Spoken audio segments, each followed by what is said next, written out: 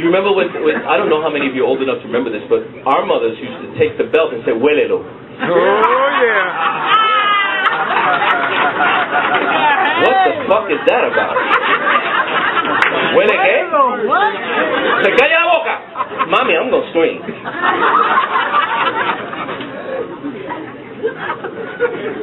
I know some guys who would be put on the floor on guayos. Check this out. On guayos.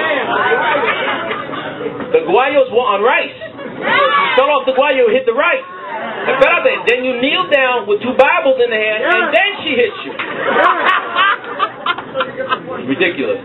And I used to tell my mother, I used to tell my mother, Mommy, how could you love Jesus that much and hate me this much?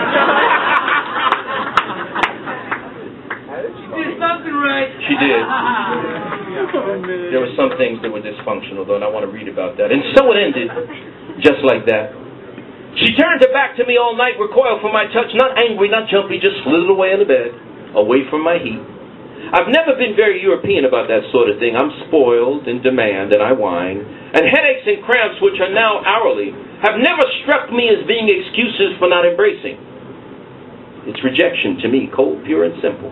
In turn, I get angry and scream, get the hell out, shit like that. It ain't too gentlemanly, especially when the paranoia sets in, the suspicion, the doubts like, if she's not into me, who is she into? It's a pattern of mine. I demand unconditional love, push people, especially women, to the brink. I stand on the corner of their patience and limits and scream, oh yeah, well put up or shut up. Now that I've hurt you, pierced your pride, disrespected your being, lowered your self-esteem, tell me, tell the world, do you still love me? Do you like what I'm doing to you? Say it. Scream it.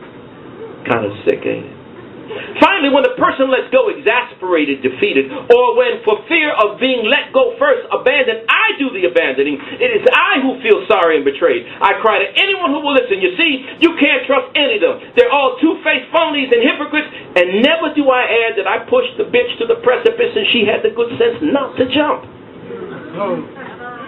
Anyway, it started with my mother's merciless beatings, weekly rituals of torture, accusations, blood, tears, and orgiastic anger over a husband she loved and lost because of her mother, who didn't trust men, though she had 4 deep-down love affairs and 8 kids between all of them, because my mother was brought up to dominate and control her house since the world was too strong, too white, too intelligent, so she raped me. Violated my dreams and whipped the self-esteem, the beauty of childhood, awe and innocence to within a millimeter of life. The broomstick, the ironing cord on a wet 5-year-old body, right after a bath, right after she promised not to hurt me and said so with Pentecostal conviction. The belt whose buckle she would aim at my head or genitals, I hated her. And sometimes I still do. And I've hated myself for so long, I only now know why I sabotaged every career move, every bit of confidence people had in me, every scintilla of respect. I know I'm not worthy. My mother told me so. She beat it into me. Report cards with 95s meant nothing. Why didn't you get 100, she sneered. Awards, prizes, class certificates, plaques, salaries, honor meant nothing. Report cards with 95s meant nothing. They were all worldly and had nothing to do with God. I'd rather you be a Frankfurter salesman, she'd yell between lashes at my balls, than be famous and unsaved. So I learned to do the ungodly, to hate myself, to love everyone else but me and mine, to give my life for the cause, for the church, for the people, but to destroy any ounce of comfort or credibility in myself, because that's God's way, you see. That's the way it was handed down to me, Pentecostal style. So I learned to hate women, despise them.